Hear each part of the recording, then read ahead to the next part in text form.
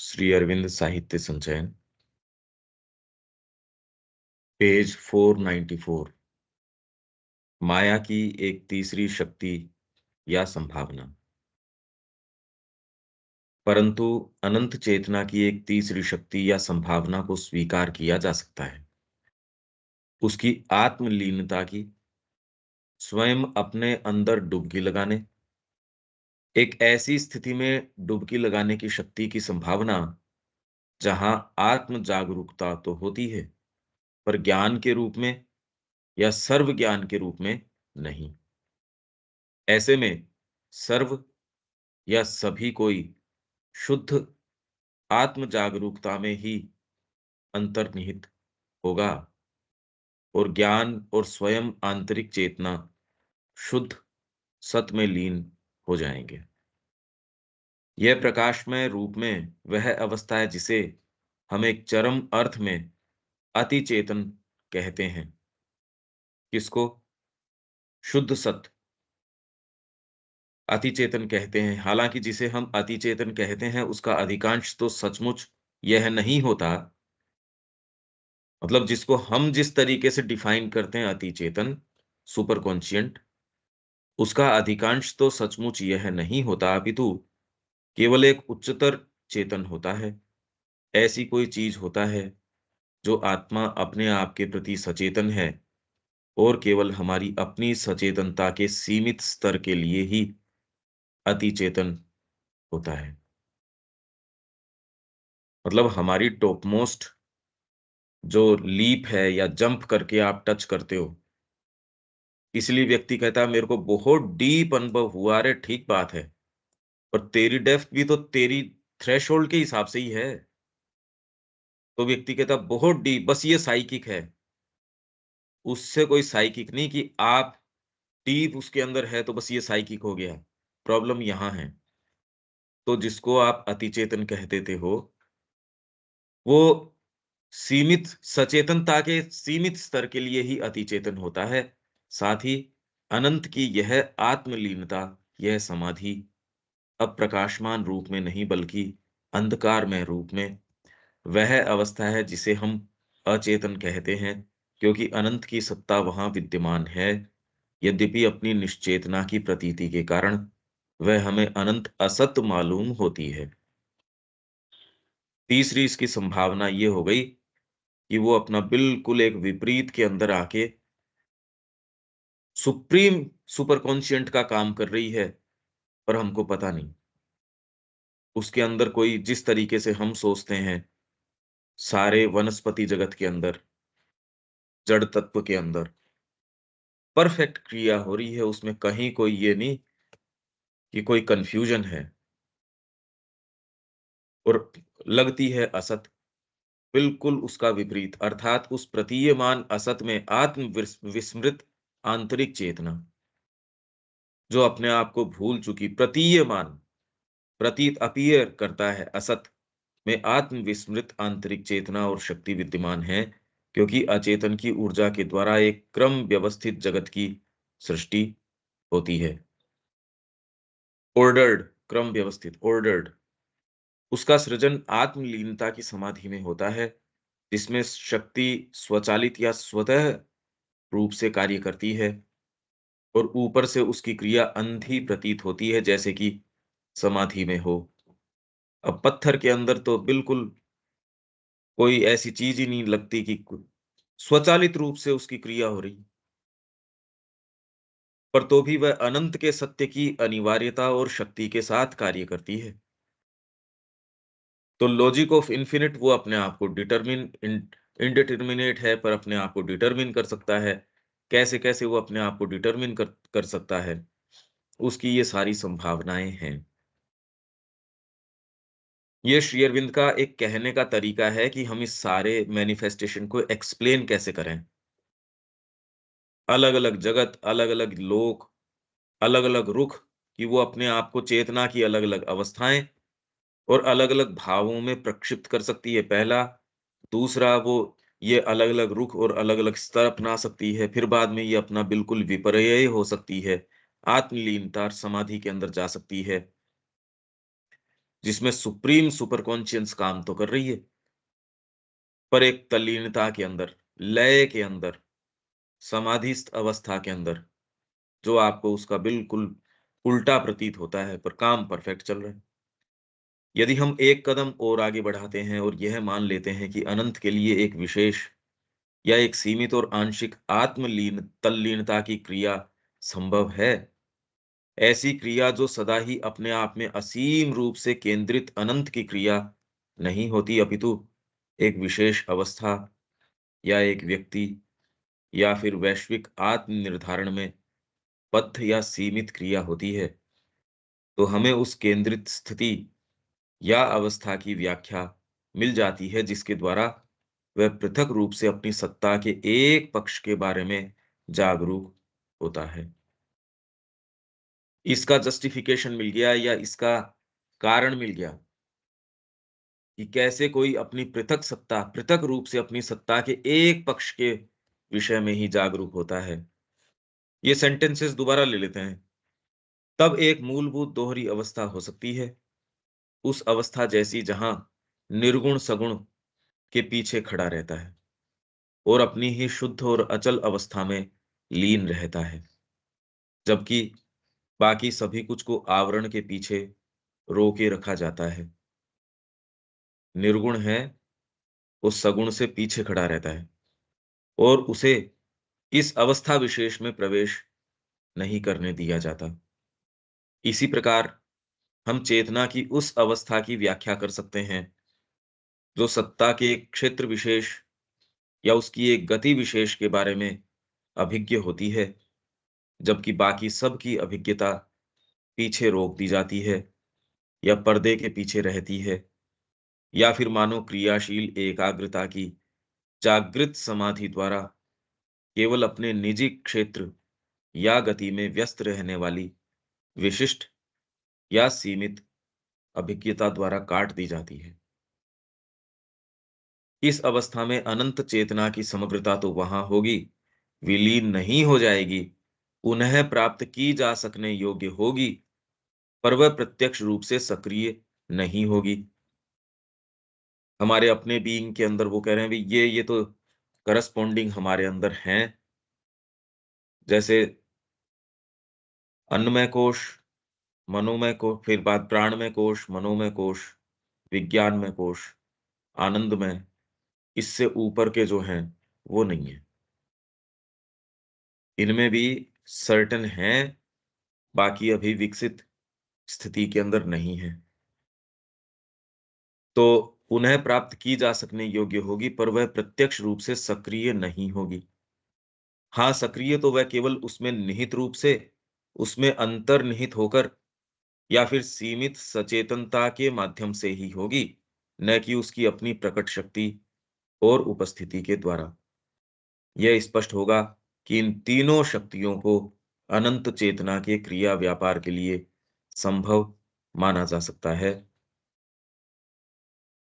तीनों जो संभावनाएं जो हमने ये बात करी, पहली, दूसरी, ये तीसरी है, और उन अनेकों तरीकों पर विचार करने पर जिनमें कि ये शक्तियां क्रिया कर सकती हैं, हमें माया की कार्य प्रणालियों का सूत्र मिल सकता है।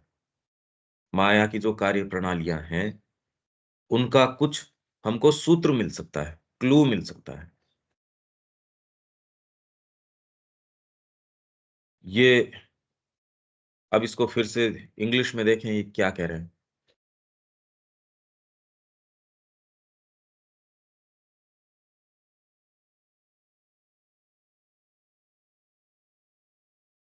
But a third power of or possibility of the infinite consciousness can be admitted.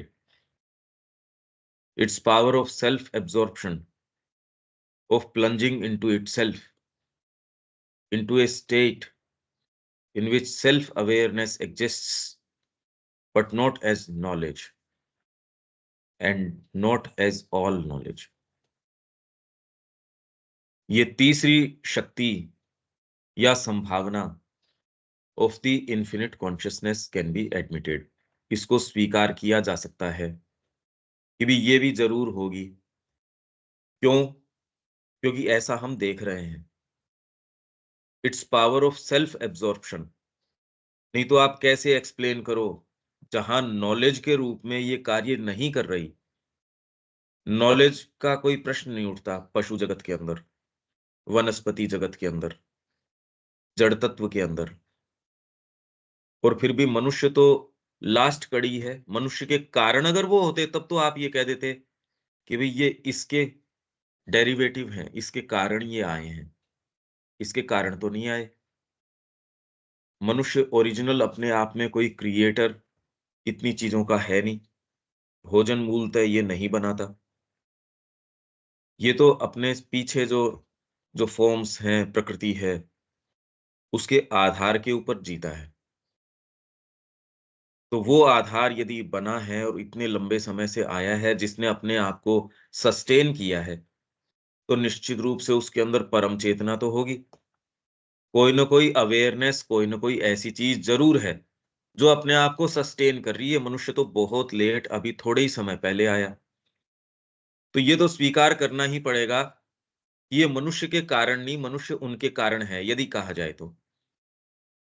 तो वो इतनी समझदार है, जो मनुष्य तो फिर भी अपने आप को परपेचुएट करना इतना मुश्किल पा रहा है कि कैसे वो सेल्फ सस्टेन करे, कैसे अपने आप को परपेचुएट रख पाए और विध्वंस के अंदर नहीं चला जाए। ये सारी प्रकृति ने अपने आप को बनाए रखा है, बचाए रखा है, अपने आप को नए-नए रूपों में ढाला है। कैसे ये किया? तो इंटेलिजेंस तो है। तो ये तीसरी शक्ति या संभावना of the infinite consciousness can be admitted. इसको तो स्वीकार किया जा सकता है। It's power of self absorption. Absorbed है, सेल्फ एब्जॉर्ब्ड। मैं एब्जॉर्ब्ड हूं अपनी चीज के अंदर, समाधि के अंदर। चारों तरफ क्या है क्या नहीं है मेरे को नहीं पता, मैं सेल्फ एब्जॉर्ब्ड हूं। ये उसकी पावर है सेल्फ एब्जॉर्प्शन की। ऑफ प्लंजिंग इनटू इटसेल्फ, अपने भीतर ही गोता लगाने की शक्ति।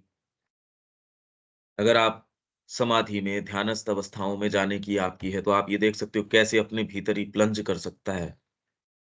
इनटू ए स्टेट, एक ऐसी अवस्था के अंदर प्लंज करने की या सेल्फ एब्जॉर्ब होने की एक स्थिति, एक अवस्था, इन विच, जिसमें कि सेल्फ अवेयरनेस एग्जिस्ट, आत्म सचेतनता तो होती है, बट नॉट एज नॉलेज।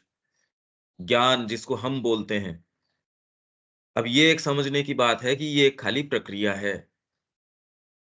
हम जिस तरीके से वस्तुओं, व्यक्तियों या जिन भी चीज़ों के प्रति सज्ञान होते हैं, वो केवल एक एक प्रक्रिया है और वो भी पूरी नहीं है। हम अलग-अलग तरीके से प्राप्त करते हैं।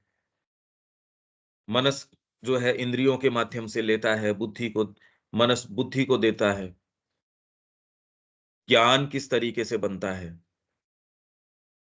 पर एनी हाउ, कॉग्निशन का जो मानवीय तरीका है सज्ञान होने का, उस तरीके से वो सेल्फ अवेयर नहीं होती। एक ऐसी अवस्था है, a state in which self awareness exists but not as knowledge, ज्ञान के रूप में नहीं, and not as all knowledge. मेरे अपने विषय में और दूसरों के विषय में मैं मैं और तू, ये का ज्ञान नहीं है।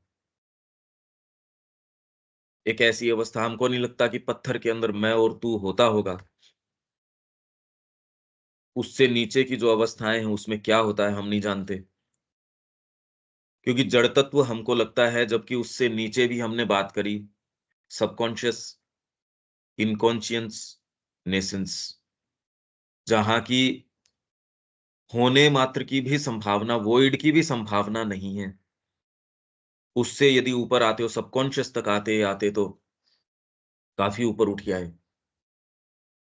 और फिर बाद में जैसे ही जड़ रूप आने शुरू हुए और उसके अंदर एज़ नॉलेज, क्योंकि उसके अंदर कोई इंडिविजुअलिटी ऐसी प्रतीत नहीं होती, not as all knowledge.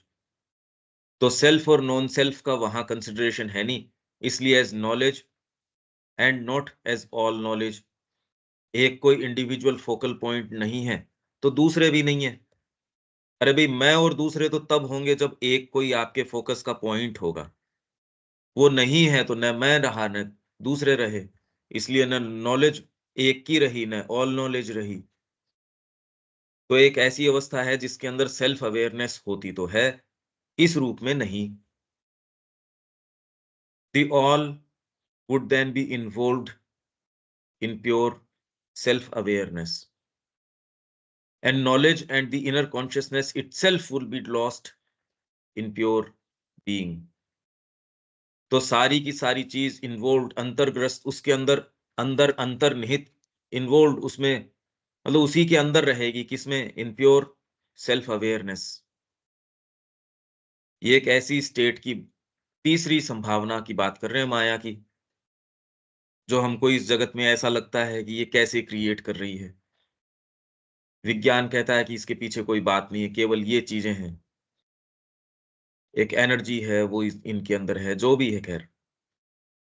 And knowledge and the inner consciousness itself would be lost in pure being, शुद्ध सत। ये हम पढ़ के आए थे, विशुद्ध सत, प्योर एग्जिस्टेंट, ये पढ़ के आए थे हम। उसके अंदर कोई इनर कॉन्शियसनेस और नॉलेज, वो सारी की सारी प्योर बीइंग के अंदर। अब ये तो हमको खूब इसमें इमेजिनेशन लगानी पड़ेगी, कई चीजें यही लगानी पड़ेंगी। और वो भी जगत में हम कई चीजें देखते हैं, वो किस तरीके से देखते हैं, उसको कैसे रिलेट कर पाएं। इन सारी चीजों का विविड वर्णन एक काव्य की भाषा के अंदर, सावित्री के अंदर है। इसलिए अब इसका क्या मेक आउट करो, ये यदि नहीं समझो तो उसमें जिस तरीके से वो सामने लेके आ रहे हैं, कुछ नहीं समझ में आता। और जोरदार बात ये है कि उसका कुछ भी बना लो, अब कोई उसका कोई यूं तो है नहीं कि कोई व्यक्ति कहे नहीं ये तो ये है अब, इसलिए हर कोई हर कुछ करता है उसमें। This is luminously the state which we call the super conscience in an absolute sense. किसको कहते हैं सुपर कॉन्शियंस? जहां नॉलेज और inner consciousness itself pure being के अंदर विलुप्त हो जाती है, उसके अंदर मर्ज हो जाती है, उसके अंदर ही चली जाती है।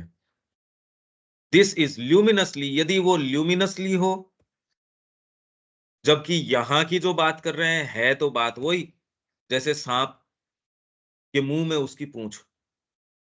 तो आप ये कहोगे फिर मुंह और पूंछ तो दो चीज तो हैं। तो ये ल्यूमिनसली दो एंड्स आप बताते हो, उसमें ल्यूमिनस एंड तो हो गया super conscious is the state which we call the super conscious in an absolute sense, although most of what we call superconscient is in reality not that but only higher conscient। बस ऊंची से ऊंची उड़ान, ऊंची से ऊंची हमारी छलांग। इसलिए व्यक्ति थोड़ा कुछ साइकोलॉजिकल गहराई के अंदर सो कॉल्ड वो कहता है मेरे इमोशन आया, ये गहराई उसको चैत्य से एट्रीब्यूट कर देता है, उसको गहरी चेतना से एट्रीब्यूट कर देता है नहीं। हमने ये पढ़ा और पढ़ के हम ये कह रहे हैं हम ये कर लेंगे, हम तो ये सेल्यूलर ट्रांसफॉर्मेशन कर देंगे, ये ऐसी बातें नहीं हैं। मैं तो कब से ये कहते आ रहा हूँ कि क्योंकि हमारी साइकोलॉजी हमारे लिए अंतरंग है, तो हमको लगता है बस हम उस स्टेट में पहुँच गए। रे सबके लिए अंतरंग होती है अपनी साइकोलॉजी तो। इसलिए आपको इस मार्ग का व्यक्ति या आपके गुरु या कोई वास्तव में जो जानकार व्यक्ति है, वो आपको बता सकता है कि आप जो इमोशन जो आपको लगता है कि बहुत गहरा है, वास्तव में यदि वो स्केल के ऊपर नापा जाए, वो इतना है, कितना है? वो तो वो बताएगा। नहीं तो हर व्यक्ति क्योंकि उसकी चेतना में तो लग ही रहा है, अरे बड़ी अतिरेक आ गया ये तो हमारे भाव का अतिरेक आ गया और उस अतिरेक को वो कह रहे हैं ये चैत्य है, ये वाली बात है, जबकि उसका दूर-दूर तक कोई संबंध न हो। ये एक बड़ी जोरदार बात है। ये बार-बार, बार-बार कितनी भी बार रिपीट की जाओ, क्योंकि इसकी कसौटी आपका जीवन हो जाएगा। जीवन में वास्तव में आप उस भाव को कहाँ तक लेके जा पाते हो, पता चल जाएगा। श्री अरविंद ने कहा कि जब मैं अधिमानस ओवर माइंड के अंदर गया, इतना ल्यूमिनोसिटी थी, ऐसे लगा अभी सुपर माइंड के अंदर रीच कर गए, आ गए अपन तो। इतना जबरदस्त प्रकाश, पर वो इतना सुंदर वर्णन है कि वो प्रकाश ऐसा है जैसे कि एक सोलर सिस्टम, एक सूर्य का प्रकाश तो है, पर पहुंच रहा है कहां तक? अपने सौर मंडल तक, उसके बाहर अंधकार है। अब बहुत दूर तक प्रकाश तो फैल रहा है। तो जैसे ही मैंने उसको अप्लाई किया अपनी जड़ भौतिक चेतना के ऊपर, वहां वो इनइफेक्टिव रही वो चेतना, तो तुरंत फिर बाद में पहचान लिया। अब यूँ पढ़ने तो पढ़ जाओ, इसका हमको कोई सेंस दूर-दूर तक नहीं आ सकता। वो चेतना प्राप्त करने के बाद भी श्री अरबिंदो माँ को क्या कह रहे हैं, मतलब सुप्रामेंटल को रियलाइज़ कर लिया असेंड करके कॉन्शियसली, पर उसको यहाँ भौतिक तक कनेक्ट कर पाना और एक्चुअल ट्रांसफॉर्मेशन सिद्ध कर पाना, उसके लिए उन्होंने कहा कि बीच की जो सटल फिज़िकल है, उसमें स्टेशन लेके ये कनेक्टिविटी बनानी पड़ेगी। ये करने की आवश्यकता है, तो हम में से एक को जाना पड़ेगा। माँ ने कहा, "हाँ, मैं जाती हूँ।" तो श्री अरबिंदो ने कहा, "नहीं, आप नहीं, आपका बीइंग बहुत स्पेशल तरीके से बिल्ड किया गया है। बहुत मतलब कितने बीइंग्स, कितनी सारी चीज़ें, कितने अनुभव, उस तरीके से ये तैयार किया गया है। आपकी बड़ी स्पेशल ट्रेनिंग से ये आया है। मैं जाता हूँ।" यहाँ आज कुछ इस तरीके के हैं ये ध्यान की पद्धतियाँ, कुछ इस तरीके के कि अब हम ये कर रहे हैं जो काम माँ श्री अरविंद नहीं कर रहे थे वो। तो ये क्या है कि एक मैग्नानिमिटी, इसकी चीज़ का एक सेंस आए कि कौन-सी चीज़ कहाँ है। तो ये जिसको हम सुपर कॉन्शिएंट, ये सामान्य व्यक्ति की बात नहीं, जिसको ऊँचे से ऊँचे लोग भी जिसको सो कॉल्ड सुपर कॉन्शिएंट कह देते हैं, is in reality not that but only a higher conscient. तो ये श्री अरबिंदो एक सामान्य व्यक्ति की तो नहीं कह रहे होंगे, जिन लोगों ने इसको कहा, ऐसे लोग जो वास्तव में जिनकी वाणी हमारे लिए प्रामाणिकता रखती है, जिन्होंने इसको सुपर कॉन्शिएंट करार कर दिया होगा। अब कहाँ की ये कह रहे हैं हम नहीं जानते। ये हर कोई कह रहा है उससे तो कोई फ़र्क भी नहीं पड़ता। तो although most of what we call super conscient, जिसको हम सुपर कॉन्शिएंट कहते हैं, उसका मोस्ट ऑफ, उसका अधिकांश भाग तो इन रियलिटी नॉट दैट, वास्तव में होता ही नहीं वो, बट ओनली ए हायर कॉन्शिएंट। इसलिए इसको वास्तव में इसका मैसेज क्या है? हम सारे अपनी चेतना के अंदर तो ये सोचते हैं हम ये अनुभव कर रहे हैं, हम ये कर रहे हैं, उसको वास्तव में अपने जीवन की कसौटी के ऊपर उतार लोगे, इसके आधार पे जीवन आप जीना शुरू कर दोगे, पता चल जाएगा उनके रंग, आपके इमोशंस में कितनी ताकत है, क्या वो जीवन को मोल्ड करने के लिए हैं भी या नहीं? बिल्कुल साफ-साफ पता चल जाएगा इसका। ये एक बहुत ज़्यादा बड़ी प्रॉब्लम है कि आप वास्तव में किसके संपर्क में आ रहे हो? कहने को सुपर कॉन्शिएंट कह दिया, पर किस माध्यम से? कहने को आपने उसको एक समाधि अवस्था, डीप अवस्था, साइकिक ये वो, पुस्तक माँ की मान लो हमने पढ़ ली या कोई और दूसरा आध्यात्मिक साहित्य है या फिर बाद में दर्शन पढ़ लिया या कुछ भी पढ़ लिया। और क्योंकि विचार के अंदर हमने थोड़ा कुछ ये बातें कर ली तो कहा बस ये डिसेंसी रखना एक, और ये एक हायर अनुभव होगा, उससे ही हो सकता है, अदरवाइज़ ये डिसेंसी हम रख नहीं सकते। असंभव है ये, मुश्किल नहीं, असंभव है। जब श्री अरविंद कह रहे हैं कि कॉन्शियसली मैं असेंड किया, ओवर माइंड तक आया, कि मेरे को नहीं लगता आज तक कोई ऐसा व्यक्ति हुआ होगा, जो भ्रमित न हुआ होगा। अगर ओवर माइंड तक आया और उसने इसको सुपर माइंड न मान लिया होगा, कितने लोग हुए होंगे ऐसे? कितने एक रहे होंगे?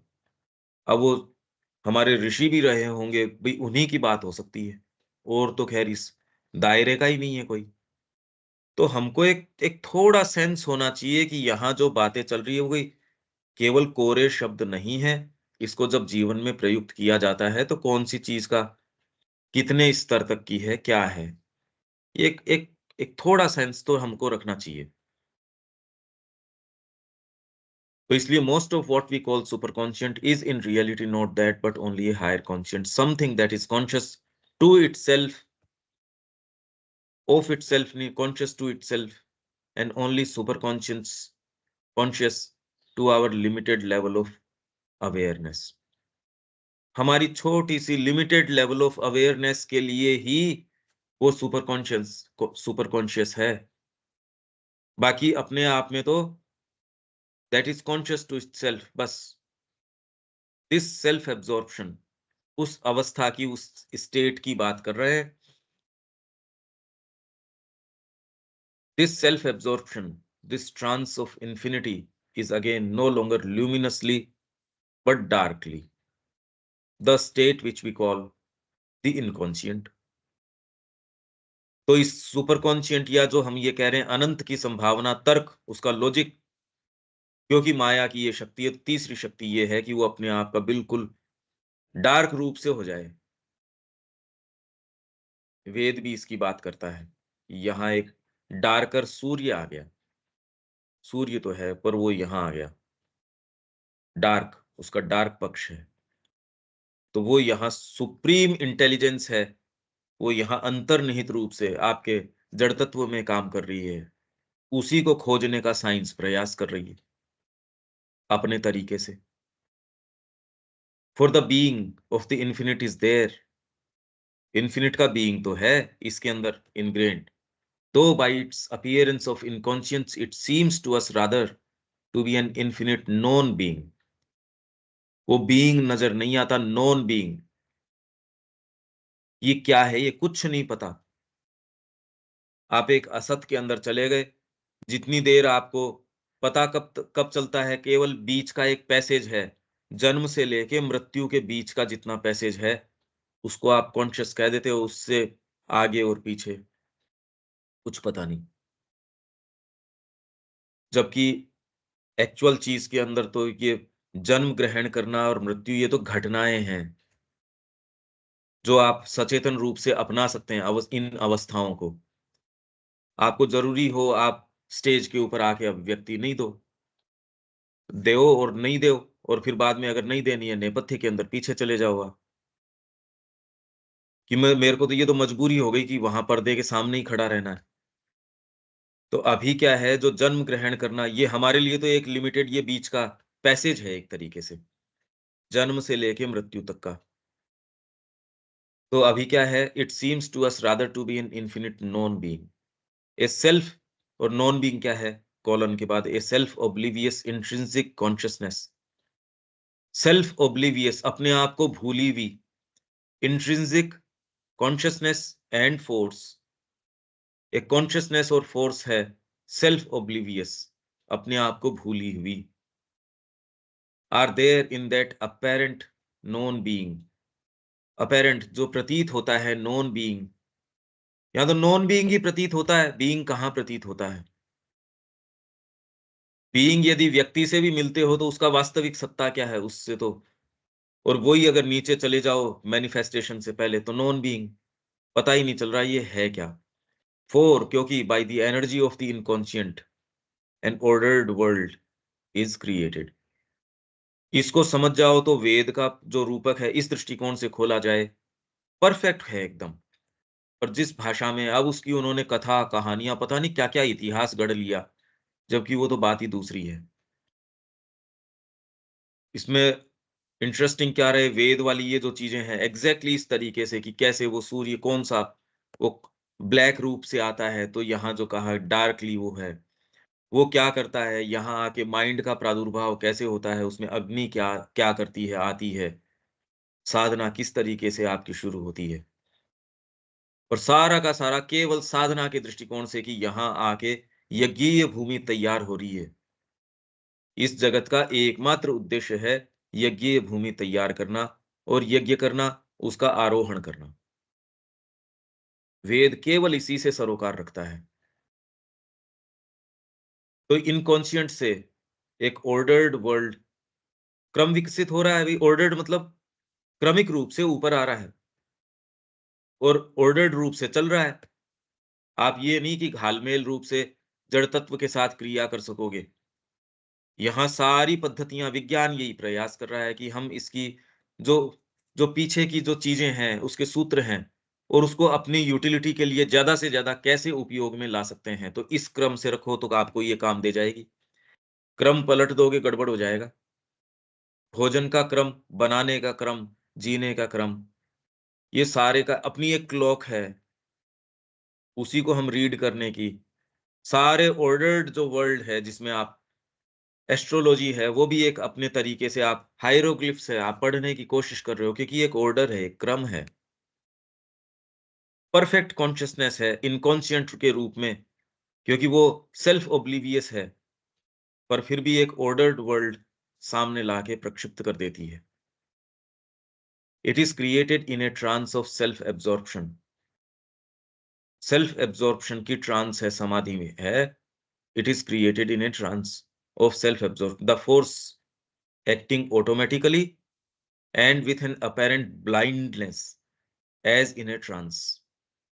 apparent blindness, अंधी है, अंधभत चल रही है। अरे ये क्या चल रहा है? समुद्र में ऐसे ज्वार भाटे आ रहे हैं, ये आके उल्का ये हो रहा है, आप देखो। ये जो एस्ट्रोनॉमिकल इवेंट्स जो हो रहे हैं, ये चीजें चल रही है, कोई उसका सेंस नहीं आ रहा कि इतने विशाल विशाल एक दूसरे को निगल जा रहे हैं। इतना भयंकर रूप से कोलिजन चल रहा है, टर्मोइल चल रहा है। अर्थ भी जिस हिस्ट्री से गई है, तो इसकी किताबें हैं कुछ, अर्थ इन अपहीवल। ये उसमें कि भई ये इस तरीके का नहीं रहा। ऐसे विशाल ग्रह आए, उनको टकराए, तो एक टुकड़ा उछल के चला गया है वो चाँद के रूप में, कोई आके यहाँ आ गया। वो चीज़ें धरती की है नहीं, वो यहाँ कैसे आई? फिर बाद में ये कॉन्टिनेंट शिफ्ट कैसे हुए? अचानक फिर बाद में ये यहाँ से इंस्टेंटली किस तरीके से मैमथ्स वगैरह फ्रीज़ हुए? पोल्स कैसे शिफ्ट हुए? कि वो ऐसे नहीं कि उनको 1 घंटे का भी बीच में समय मिला होगा या कुछ। कैसे हुआ ये? अपैरेंट ब्लाइंडनेस, या जो ये सारे घूम रहे हैं, अपैरेंट ब्लाइंडनेस है तो सही। भई विज्ञान कह रहा है इसलिए इसको दरकिनार तो नहीं किया जा सकता। और जो स्पेस में रह के आए उनसे पूछो, उनको जगत कैसा नज़र आता होगा? उनके लिए अब रियलिटी के क्या मायने हो गए होंगे? ये तो एक सर्टेन फ़िल्टर लगा रखा है, उससे ज़्यादा हम पर्सीव नहीं कर पाते, प्रश्न नहीं कर पाते, नहीं तो व्यक्ति अपना बैलेंस खो बैठे यदि इन प्रश्नों के ऊपर थोड़ा-सा भी ध्यान केंद्रित करे तो। ये चल क्या रहा है और किस लिए चल रहा है ये? इसके मूल में क्या है? एक ब्लाइंड फ़ोर्स चल रही है। विज्ञान तो यही कह रहा है। भई आप ये देखिए कि जो इसके प्रश्न के विषय में डील कौन-कौन कर रहा है? क्या तो तत्व विज्ञान कर रहा है आपका, मेटाफिज़िक्स कर रही है। वो अपने तरीके से बुन रही है, फ़िलॉसफ़ी कर रही है। स्पिरिचुअल फ़िलॉसफ़ी है वो कर रही है, साइंस कर रही है। अपने-अपने अप्रोच के तरीके हैं, बिल्कुल अलग-अलग निष्कर्ष हैं इनके। सामान्य व्यक्ति को कोई सेंस नहीं है इसका। ब्लाइंडनेस, अपैरेंट ब्लाइंडनेस, ये विशाल इतना भौतिक ब्रह्मांड भी इसकी सीमाएँ जो आपको बताई जा रही है, ये तो कल्पना से परे है। खाली नंबर्स में तो आप देख रहे हो कि ये इतना रेज़ टू पावर इतना, इतनी गैलेक्सी है, इतना ये। एक्चुअल में तो माइंड तो इसको एम्ब्रेस कर नहीं सकता, फ़ैथम कर ही नहीं सकता कि इसका अर्थ क्या है। यहाँ से वहाँ तक की दूरी है, उन्होंने बता दी कि भई ये ठीक है, इतनी दूरी है, आपको एक डिस्टेंस तो बता दी, इसका अर्थ क्या निकलता है? कुछ पता नहीं। ये इतने लाइट ईयर्स है, इसका एक्चुअल में मायना क्या निकलता है? कुछ पता नहीं। तो ये सारा जितना भी ये घूम रहा है, चल रहा है, एट लीस्ट प्रतीत तो होता है। ब्लाइंडनेस, अंधवत सारी चीज़ चल रही है, but still with the inevitability and power of truth of the infinite. फिर भी इनेविटेबिलिटी ऑफ द इन्फिनिट और power of truth of the infinite, ये है इसके अंदर। तो क्या है वो? इसीलिए इस सारे के रहस्य के अंदर आपकी सत्ता के अंदर जाके ऋषि जो है, वो इस सत्य को लिया है, कोई वहां जाके कोई यान में बैठ के गए होंगे। उससे क्या सत्य प्राप्त कर सकते हो भाई? एक कुत्ते को आप फार्देस्ट गैलेक्सी के अंदर ले जाओ तो क्या वो रहस्य ले आएगा? तो इसलिए श्री अरविंद ने अपने अफोरिज्म में कहा कि यदि ये वहां भी चले जाएंगे, डिस्टेंट गैलेक्सीज के अंदर भी, तो भी क्या पाएंगे? अरे धरती के ऊपर हो तो क्या पा लिया? आप क्या पा रहे हो यहाँ? यहाँ नहीं पा रहे, दूसरी गैलेक्सीज में जाके पालोगे, वही पाओगे जो चेतना है। आपके बंदर को उठा के अगर मैं बेस्ट उसके अंदर मैं कोई स्पेस उसके अंदर उस भेज दूँ, क्या रिपोर्ट ले आएगा वो? तो वही चेतना आपकी क्या होगी, वही तो रिपोर्ट लाओगे। तो इसलिए inevitability and power of truth of the infinite. यहां घूम रहे उनके अपने आप में क्या सत्य है क्या नहीं है, कुछ पता नहीं है। और हम कह रहे हैं उनके रहस्य। If you take a step further and admit that a special or a restricted and partial action of self-absorption is possible to the infinite. We take a step further. इस लॉजिक को चलो एक स्टेप और आगे लेके चलते हैं। And admit, और इस चीज को स्वीकार करते हैं या एडमिट करते हैं, मानते हैं, क्या सपोज करते हैं, that is special or a restricted and partial action of self-absorption is possible to the infinite. Self absorbed है वो इनकॉन्शियंट के रूप में, पर अब स्पेशल और restricted and partial action of self absorption, जैसे हम आ गए, पशु आ गए जिनमें, या पेड़ पौधे हैं, स्पेशल या restricted partial action of self absorption, आत्मलीन तो है, पर इंद्रियों के माध्यम से अपने जिन भी तरीकों से, सामने से कोई ट्रेन आ रही है, कीड़ा उसके ऊपर है, तो छोटा सा भी है, इतना उसको सेंस है, इसका मतलब कोई उसमें बुद्धि हो गई, वो वाली बात नहीं, अपना एक इनहेरेंट सेंस। तो एक रेस्ट्रिक्टेड और partial action of self absorption is possible to the infinite, an action not always of its infinity concentrated limitlessly in itself, but confined to a special status or to an individual or cosmic self determination. Individual के रूप में या cosmic self determination के रूप में ये एक restricted या partial action of self absorption infinite का संभव है। एक ऐसी क्रिया not always of its infinity concentrated limitlessly in itself, ये क्रिया इंफिनिटी की नहीं होती जो अपने आप के ऊपर लिमिटलेसली कंसंट्रेटेड हो, ऐसी क्रिया नहीं है। बाकी but confined to a special status, infinity का एक स्पेशल स्टेटस है, वो उसके ऊपर कन्फाइंड टू, उसमें ही, और टू एन इंडिविजुअल और cosmic self determination. We have then the explanation of the concentrated condition or status by which it becomes aware separately of one aspect of its being. तो ये जो infinity है, अपने ही being के किसी एक aspect के विषय में separately कैसे aware होता है, इसका हमको explanation इस बात से मिल जाता है कि एक सुप्रीम सत्ता हमारे रूप में आ गई, पर अपने बीइंग के केवल एक ही एस्पेक्ट के विषय में सेपरेटली अवेयर कैसे होती है। एक पशु सेपरेटली अवेयर कैसे होता है, एक मनुष्य भी, एक कितना पार्शली, सेवन फोल्ड इग्नोरेंस, 7 परतें हैं आपकी इग्नोरेंस की, तो उसमें क्या चीज है, क्यों ऐसी, क्या इसको इस संभावनाएं नजर आ रही हैं, ये सारी बातें आपको ये सारे फिनोमिना को एक्सप्लेन करती हैं। तो ये संभावनाएं हैं, ये कह रहे हैं ऐसी एक संभावना है, सुप्रामेंटल के अंदर ये सारी संभावनाएं एकजुट हैं, नजर आई, तो जैसी आत्मा को ये संभावनाएं नजर आई, उसने प्लंज लगा दिया। अरे भी आपको कोई खाई नजर आ रही है, उसमें संभावना है जंप मारने की, आपको तो डर लगता है, पर जिसके अगर ये वाले डर की इशू न हो, उसको जंप मारने में कहाँ दिक्कत है। जो भी सारी संभावनाएं हैं, हमको लगता है पता नहीं क्या हो जाएगा, उसको तो है नहीं ये वाली बात।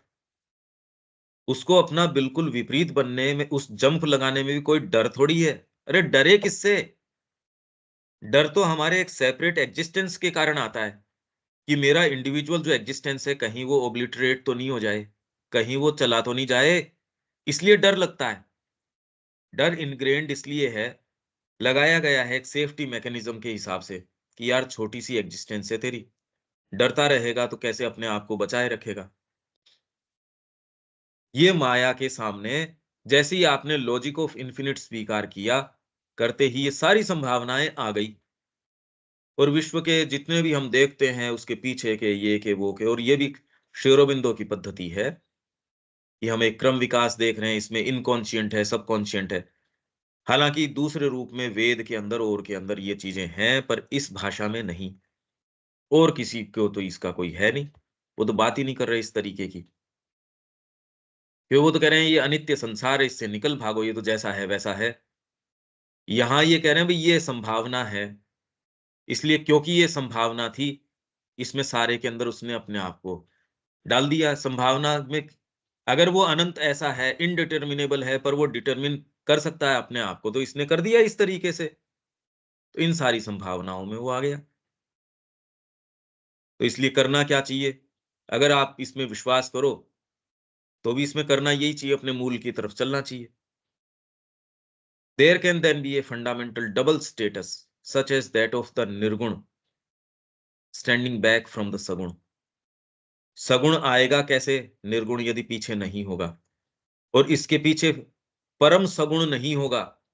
रामकृष्ण जी समाधि के अंदर जब वो आए तोतापुरी, उन्होंने कहा, "अरे, तेरे को यहाँ ध्यान ही लगा, क्या आ रहा है?" कहते, "माँ आ रही है।" का तलवार लेके काट डाल कर, नहीं नहीं, ऐसे तो कैसे कर सकते हैं? अरे भी, जिसके ऊपर आप धारणा रख रहे हो, जिसके ऊपर आप ध्यान एकाग्र, माँ की मूर्ति आपके हृदय के अंदर आपने रखी हुई है, कोई दूसरा कहे इसको काट डाल, नहीं, ये तो कैसे कर सकते हैं? कह रहे काट डाल, मैं कह रहा हूं ना। तो उन्होंने वैसा ही किया, करते ही समाधि के अंदर चले गए। तो आपके जो एक सगुण स्वरूप था, उससे पीछे वो चले गए।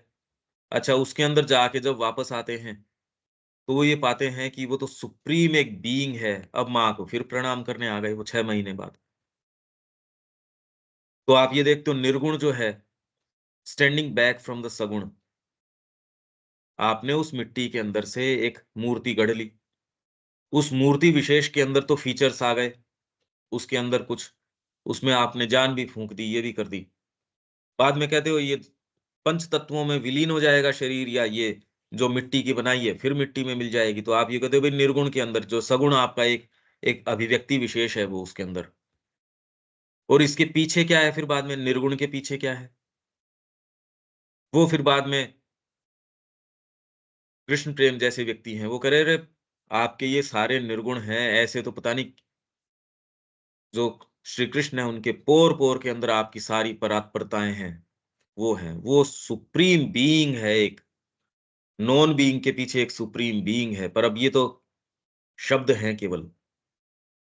तो फंडामेंटल डबल स्टेटस ये अपना सकती है, दैट ऑफ द निर्गुण। जैसे कि निर्गुण सगुण के पीछे खड़ा रहता है, and absorbed in its own purity and immobility, और अपनी ही प्योरिटी और इम्मोबिलिटी। इसीलिए जो अक्षर ब्रह्म की शांति में प्रवेश करो, गीता एक जगह जैसे कहती है, कितने लोग इसको प्रैक्टिस भी करते हैं। While the rest is held back behind a well and not admitted with in that special status. हमारे भी सर्टेन फीचर्स लाए जाते हैं, सर्टेन चीजें यहाँ डेवलप करी जाती है। जिनको डेवलप करना होता है, वो आपके अंदर फेथ के रूप में इंस्टॉल कर दिया जाता है। वो आपका एक पर्टिकुलर वर्ण होता है, उस वर्ण को आप लेके चलते हो। वो सर्टेन आपके पर्सनैलिटी ट्रेट्स हैं। धीरे-धीरे, धीरे-धीरे, पर इसके पीछे कौन-सी सत्ता है, जो इसको सारे को देख रही है, ओवरसी कर रही है सारी चीज़ों को, प्रिज़ाइड कर रही है इस पे। In the same way, we could account for the status of consciousness aware of one field of being or one movement of it.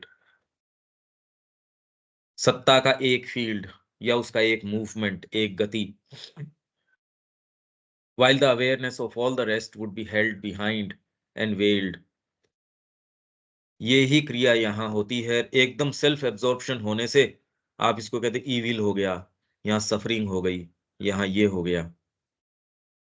As it were, cut off from by a waking trance of dynamic concentration from the specialized or limited awareness occupied only with its own field or movement.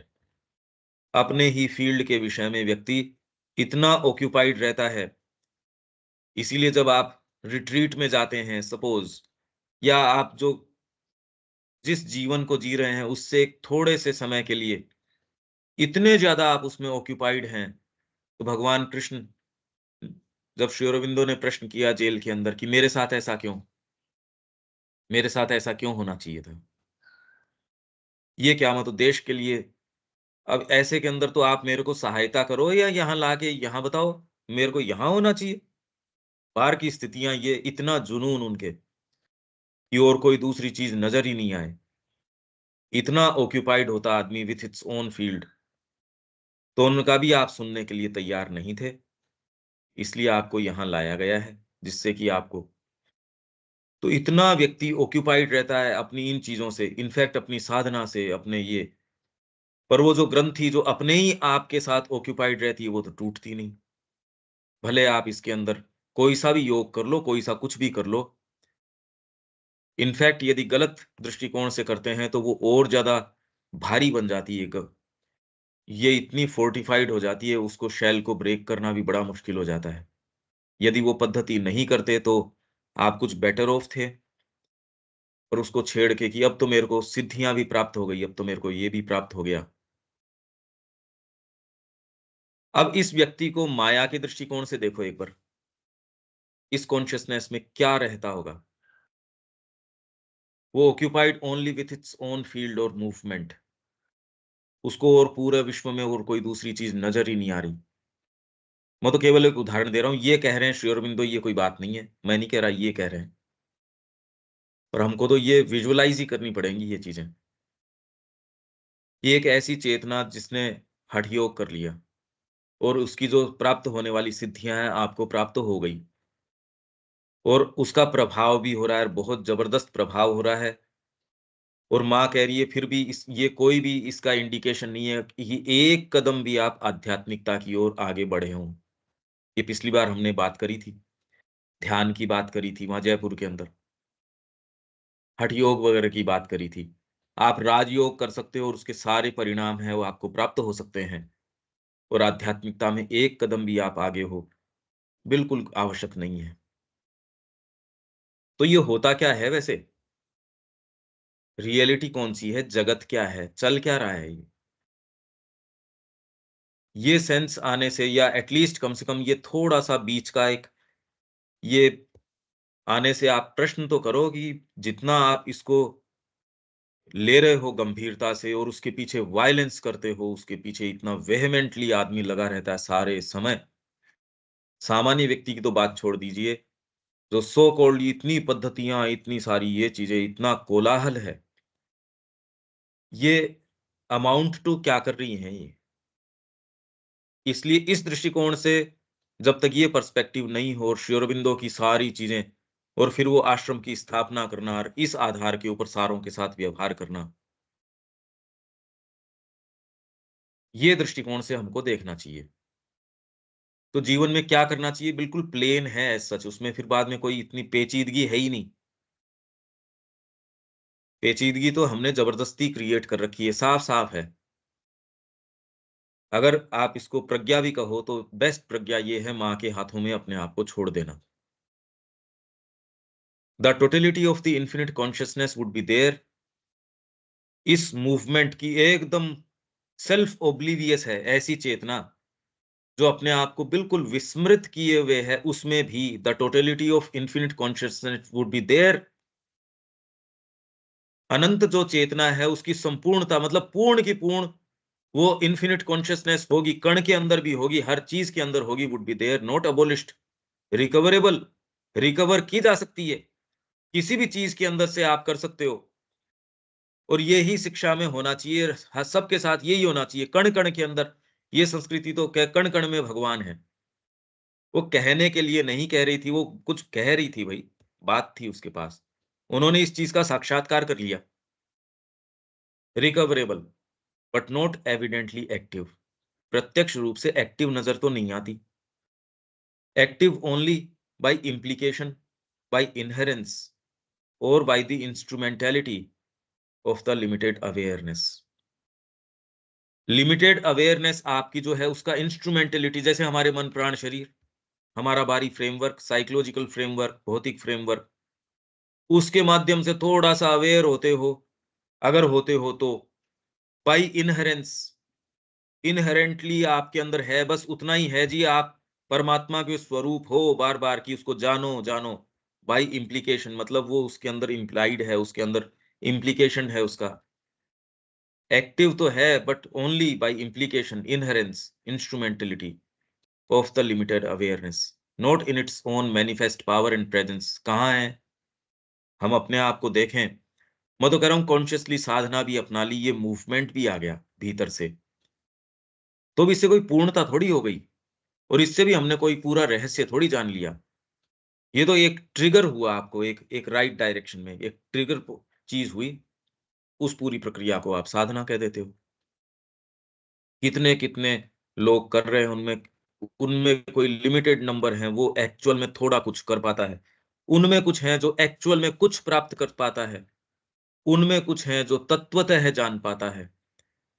Shri Krishna Gita में कह ही रहे हैं ये बात, कि कितने-कितने लोग चलते हैं। It will be evident that all these three powers can be accepted as possible to the dynamics of the infinite consciousness. जो इन्फिनिट कॉन्शियसनेस की क्रियावली है, उसकी कार्य शक्ति है, कार्य करने के तरीके हैं, पॉसिबल टू द डायनेमिक्स, ये संभव है। इस तरीके से इन्फिनिट कॉन्शियसनेस कार्य कर सकती है, maya. And it is by considering the many ways in which they can work that we may get a clue to the operations of maya. तो इसलिए अगर माँ के चरणों के अलावा कोई दूसरी चीज नजर आती है, तो माया फिर बाद में वो एक इल्यूजन है, उस माया के अर्थ में। और अगर इससे आप जुड़ जाते हो, तो फिर माया मतलब सुप्रीम कॉन्शियसनेस है, जो क्रिएट्रिक्स है, वो आपके लिए नए जगत का निर्माण कर देगी। इसलिए हम एटलीस्ट कम से कम इस पे विश्वास तो करें। तो इसके क्या होगा इससे? अरे इससे तो सारी चीज़ चेंज हो जाएगी। यहाँ ऐसी चीज़ें नहीं है, स्थितियाँ ऐसी नहीं है, एक्चुअल फंडामेंटल्स दूसरे हैं। अब ये सेंटेंस है, इसमें कोई बात है क्या, देविका जी? नहीं पंकज भाई, कोई प्रश्न नहीं है। बेसिकली इसमें यही बता रहे हैं कि जो सुपर कॉन्शियंट है, तो वो इनकॉन्शियंट में, वो ट्रांस के अंदर इनकॉन्शियंट में आ गया, और इनकॉन्शियंट से आगे फिर आगे जो डेवलपमेंट हो रही है। अरे भई एक लकड़ी का डंडा है, वो अपने आप को कैसे सेंस करता होगा? ये हम तो, क्योंकि हम अवेयर होने का हमारे एक तरीका है जिसको हम ज्ञान बोलते हैं। हमारा एक हमारी प्रक्रिया है चीज़ों के विषय में। वनस्पति जगत के बारे में भी आप कह सकते हो कि भई ठीक है, इनके अपने तरीके के संवेदन हैं। पहली बार उन्होंने ये जब पाया कि अरे ये तो जीवित चीज़ है, नहीं पहले तो पेड़-पौधों को जीवित ही नहीं मानते थे। फिर कहा नहीं, नहीं इनमें भी संवेदन हैं। आपके रूप की इंद्रियाँ नहीं है पर इनमें भी संवेदन है। पर अब एक पत्थर, जिस दृष्टिकोण से आप उसको देखते हो, कि ये अपने आप को सेंस, हँसे व्यक्ति कोई पत्थर क्या सेंस करेगा अपने आप को? और फिर भी कितनी सुप्रीम इंटेलिजेंस है उसके अंदर। अरे भाई वनस्पति जगत से पहले जड़ तत्व आप कह रहे हो। अब ये किस तरीके से आई होगी ये चीज़ और वो क्या कर रहा है यहाँ? वेद के अंदर आप उसको कितने-कितने रूपक दे देते हो, अद्रि, पहाड़ी, आपकी फिजिकल कॉन्शियसनेस, जो सारी की सारी लाइट को छिपाए हुए है, उसी के अंदर पणी जो है, ले जाके आपके जो गाय हैं, गोयूथ हैं, उनको वहाँ छिपा देते हैं। शर्मा जाती है ढूँढती-ढूँढती, हाउंड ऑफ हेवन, कुतिया, वो उसको ढूँढ के और पीछे-पीछे अपने इनको ऋषियों को लेके जाती है। अंगिरस को लेके जाती है, इंद्र को लेके जाती है, इनको लेके जाती है और कहती है देखो ये इसमें छिपी हुई है। अगस्त्य ने कहा मैं तो समाधि के अंदर चला जाऊँगा और सुप्रीम को पालूँगा।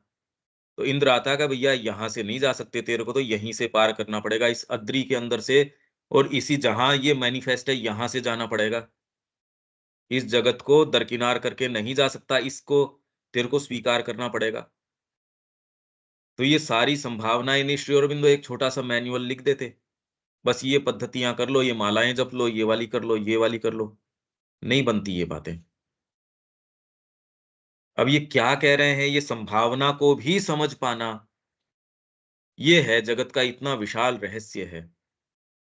इतना विशाल रहस्य है कि पहली बार कोई इस तरीके से ये सोचा जा रहा है इस विषय में। हाँ जी। नहीं तो ये प्रश्न ही नहीं उठता।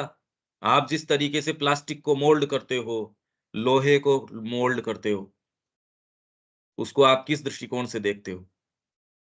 हमको लगता है अब ठीक है, अब जड़ तत्व को काम में ले रहे हैं।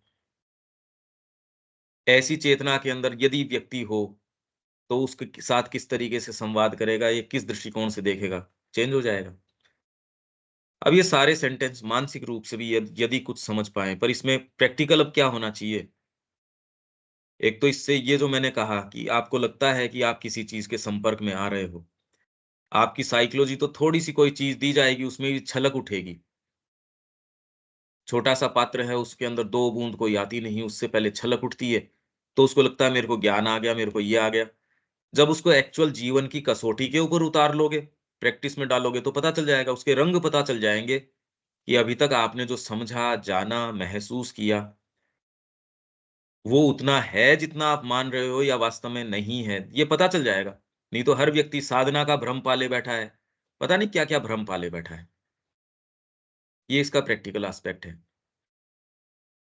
और फिर बाद में करने लायक काम एक ही है। वो तो फिर घूम फिर के इसी पे आता है कि अगर इस तरीके की ये है, तो ये अगर भ्रम आप हटाना भी चाहते हो, तो जो माया स्वयं है जगदम्बा, उससे जुड़ के ही आप उसके रहस्यों में जा सकते हो। नहीं क्लू अपने आप के अंदर ये तो पा ही नहीं सकते आप कभी भी। इसीलिए जब वो कहते हैं माया महाठगनी, अरे क्योंकि आप जिस तरीके से देख रहे हो, अगर ये संभावनाएँ माया की हैं, ऊँचे से ऊँचा लोक, ऊँचे से ऊँची चेतना क्या प्राप्त करेगी उसको? Highest and most vast intelligence भी उसकी मूवमेंट्स को क्या फ़ॉलो करेंगी? मैंने जान लिया, अरे यार तू क्या जान सकता है? एक सर्टेन स्तर की चीज़, एक थोड़े से स्पेक्ट्रम जहाँ तेरी जाति या तू थोड़ा-सा अवेक है, उतना भर थोड़ा बहुत कर लेता है। उससे ज़्यादा और वास्तव में क्या चीज़ें, ये सारी संभावनाएँ माया की ये बता रहे हैं। तो इसलिए जादूगर की चेतना में प्रवेश करके आप begin entering into the consciousness of the magician, ये देखो वो कोटेशन मैं पढ़ देता हूँ और उससे हम इसको समापन करते हैं। वो बहुत ही इम्पोर्टेंट है।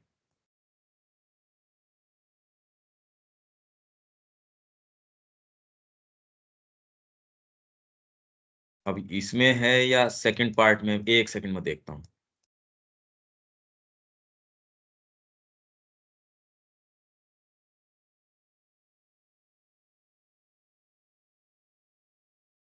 मेरे से कुछ कह रहे हैं? हैं जी? मेरे से कुछ कह रहे हैं? नहीं, ये देखो, ये है लेटर्स के अंदर। There is no fundamental significance in things if you miss the divine reality. यदि इसको चूक जाते हो तो कोई फंडामेंटल सिग्निफिकेंस नहीं है, आपने कितना बड़ा व्यापार कर लिया या कितनी ज़्यादा साधना कर ली, इनका कोई अपने आप में, आप कुछ भी कर लो चाहे। आपने हठ योग कर लिया, राजयोग कर लिया और उसकी सारी सिद्धियाँ प्राप्त कर ली, तो भी there is no fundamental significance in things if you miss the divine reality, for क्योंकि you remain embedded in a huge surface crust of manageable and utilizable appearance. Manageable और मैनेजेबल, काम चलाओ, एंड यूटिलाइजेबल अपीयरेंस, बस। अभी तक सारी चीजें आपकी है, यूटिलाइजेबल अपीयरेंस है बस, और कुछ नहीं। It is the magic of the magician you are trying to analyse, but only when you enter into the consciousness of the magician himself can you begin to experience the true origination. सच्चा उनका जो स्रोत है, वो तो magician के अंदर प्रवेश करोगे, चेतना के अंदर। तो इसलिए when you enter into that, तो फिर क्या होता है, consciousness of the magician himself can you begin to experience the true origination significance and circles of the lila. Lila के जो घेरे हैं, उन वो जो आवर्तन है उसके, तब समझ में आएगा। आई से बिगिन, मैं कहता हूं तुम बिगिन करते हो तब तो, ये दिलीप कुमार रॉय को लिखा था।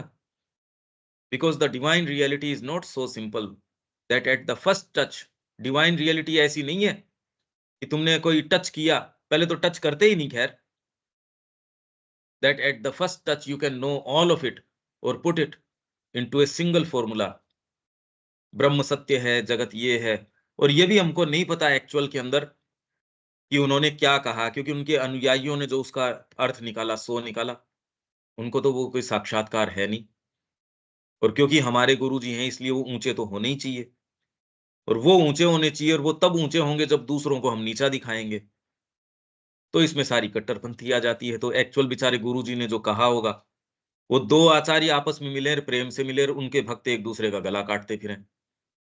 It is infinite and opens before you an infinite knowledge to which all science put together, और साइंस कैपिटल, कितने ही विज्ञान, ये वाला विज्ञान और दूसरे आपके सारे विज्ञान पुट टुगेदर इज ए बैगाटेल, बच्चों के खेल हैं ये सारे जो हैं। इसलिए करने का एकमात्र कार्य क्या है, वो नहीं करते तो ये तो भ्रमित तरीके से जीना है। ये है, ये विशेष बात है। इसका मतलब कुल मिला के हमारे लिए क्या इसका संदेश हो, बाकी तो उसकी माया की संभावनाएं बन गई भी, ठीक है, जो बन गई सो बन गई।